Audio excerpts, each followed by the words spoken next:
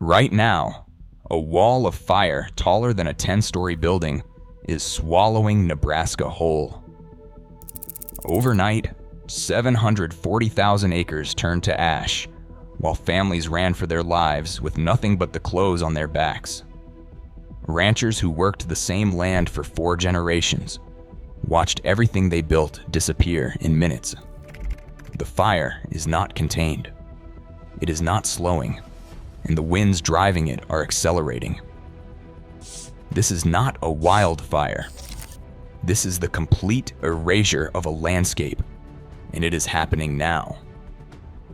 Most people think of Nebraska, and they picture flat land, endless horizon, maybe corn, maybe cattle.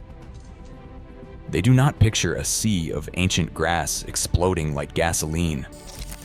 They do not picture smoke columns rising 40,000 feet into the atmosphere, visible from space, blotting out the sun across 3 states. They do not picture highway patrol officers turning back cars because the fire has jumped the road and there is nowhere safe to drive. But that is exactly what is happening across the Nebraska Sandhills right now. The Nebraska Sandhills cover 20,000 square miles of the American interior. They are the largest sand dune formation in the Western Hemisphere. Ancient ocean floor, reshaped by wind over 10,000 years, now held together by a thin, fragile skin of native grass that took millennia to establish. Remove that grass, and the dunes move.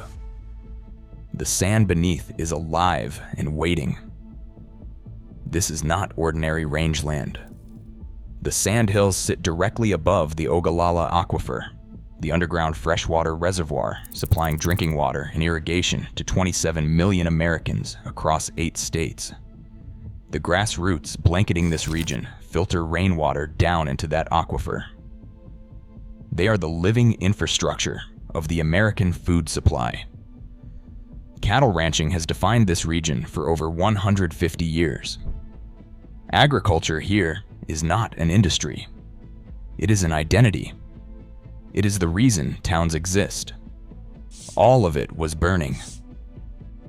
The fire did not begin as a monster. It began as a spark. But the conditions waiting for that spark had been building for months. Drought had gripped the region through an abnormally dry winter and a rainless spring. Relative humidity readings in the days before ignition dropped below 10% across large portions of the Sandhills. The threshold at which fire agencies classify conditions as extreme is 25%. Nebraska was less than half of that.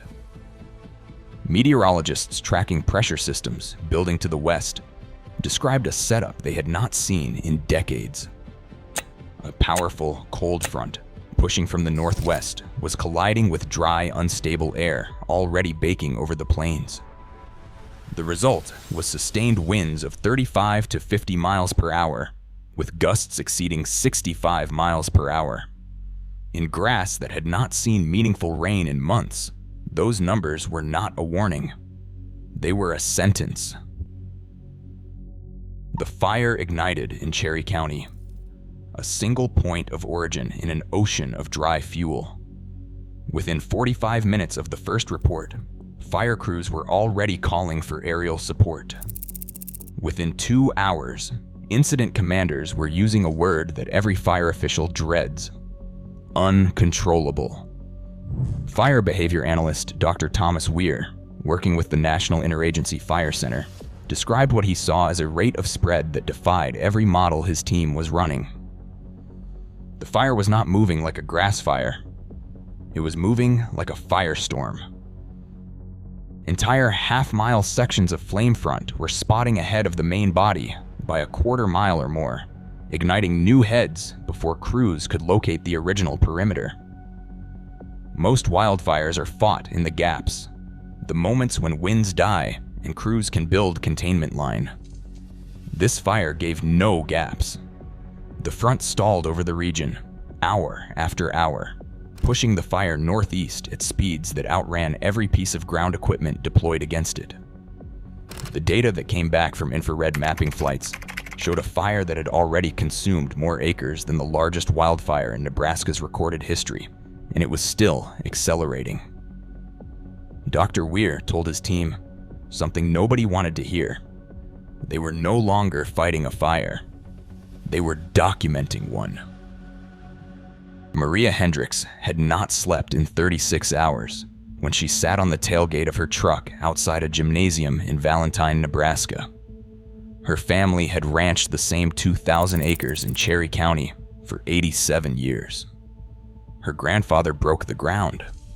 Her father built the house she was born in. She left with her photo albums, her cattle dog, and 17 minutes to spare. The livestock did not all make it. Cattle that could not be loaded in time, horses that panicked and broke from trailers, animals with no road out because the fire had already cut off the only route. One family whose ranch sat directly in the path of the fastest moving flame front lost over 300 head of cattle in a single afternoon. A commercial cow-calf pair in this region carries a market value of approximately $2,000. Multiply that across thousands of animals confirmed dead, and livestock losses alone approach the tens of millions. That number does not count the fencing, the hay stores, the equipment, the wells, the infrastructure that took decades to build and hours to destroy.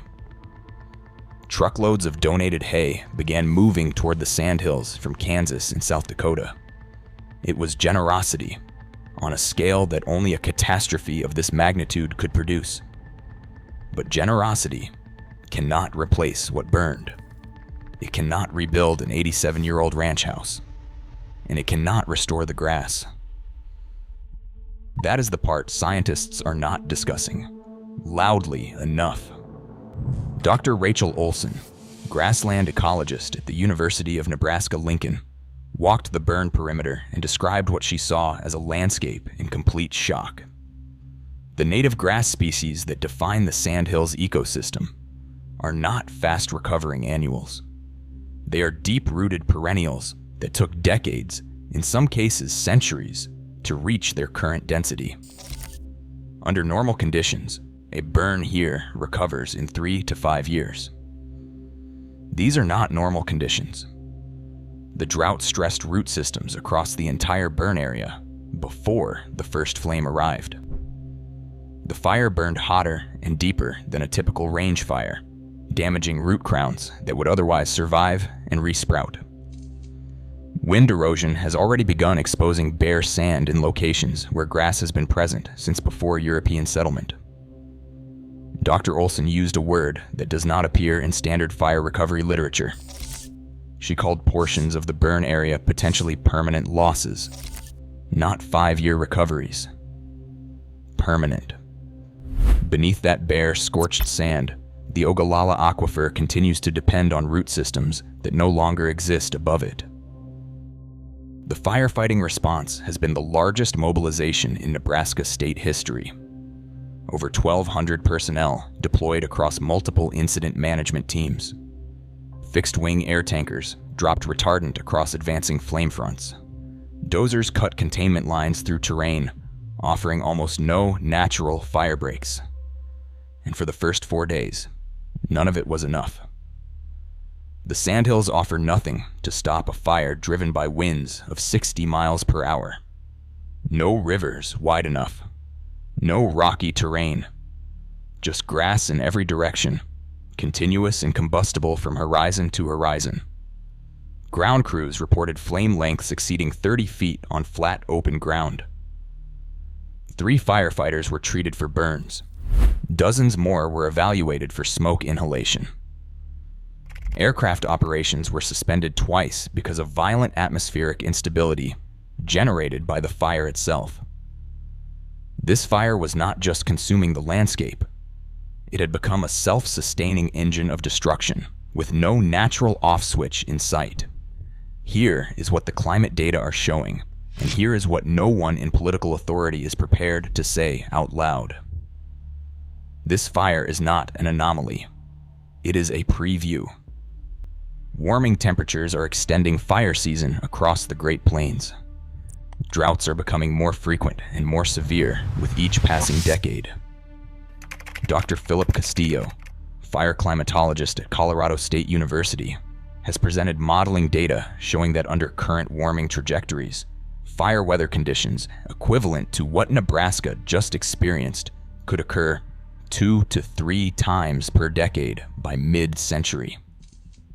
The Sandhills are not adapted to that frequency. The ecosystem holding those ancient dunes in place requires years of recovery between fire events. Remove that recovery window, and the dunes begin to migrate. Moving dunes bury roads and fence lines. They disrupt drainage patterns that recharge the aquifer below. They transform one of America's most productive agricultural regions into something no map currently shows. 740,000 acres burned. The ranching families who lost everything are sleeping on cots in gymnasium shelters tonight, holding photo albums, wondering if the land their grandparents broke will ever look the same. The grass is gone. The livestock are gone. The homes are gone. The wind is still moving across the Sandhills, lifting ash from the burn scar, peeling unprotected sand from dunes that have not shifted in 1,000 years. Nebraska will not look the same again. And the scientists staring at data screens tonight already know what the recovery headlines will not say. What just burned was not the worst case. It was only the beginning of one.